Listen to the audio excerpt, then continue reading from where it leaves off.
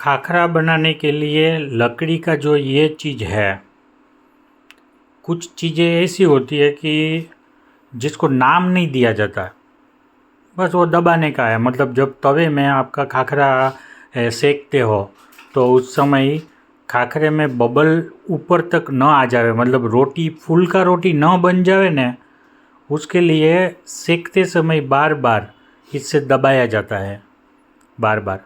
फिर ऐसे दबा दबा के और फिर उसको उलट पलट करते हैं। तो हर एक सेकने वाले एक व्यक्ति के पास में ये एक होता है, जो वो लोग क्या करेंगे, तवे में रख के और तवे के ऊपर जब रोटी सेकते हैं, मतलब तो उसको ये दबाते हैं।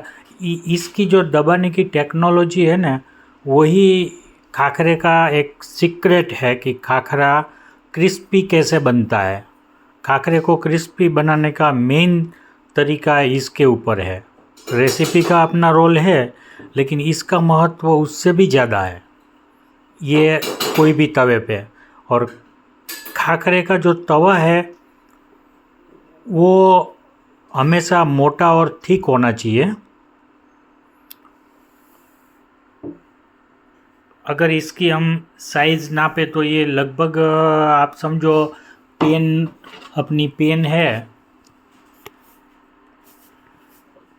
तो ये इसकी साइज़ है यहाँ तक की, और इसकी साइज़ नापे तो आप पेन से कंपेयर करो तो इतनी साइज़ है।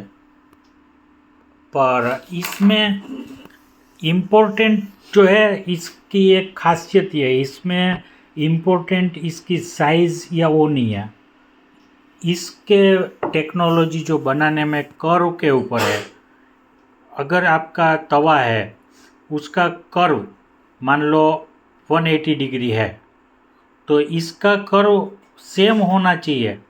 और जब इसको तवे के ऊपर भी एक टेस्टिंग के लिए, इसका जब इस प्रोडक्ट का मैन्युफैक्चरिंग करते हैं, करने के बाद में अगर आपको तवे को टेस्टिंग करना है तो आपके पास में जो तवा है उसके ऊपर जब इसको रखोगे तो यहाँ साइड में कहीं गैप नहीं होना चाहिए। मतलब तवे का कर्व ऐसा है, मतलब कि इसकी डिज़ाइन कोई ख़ास नहीं है, ख़ास है आपका जो तवा है उसके हिसाब से इसकी डिज़ाइन करनी है।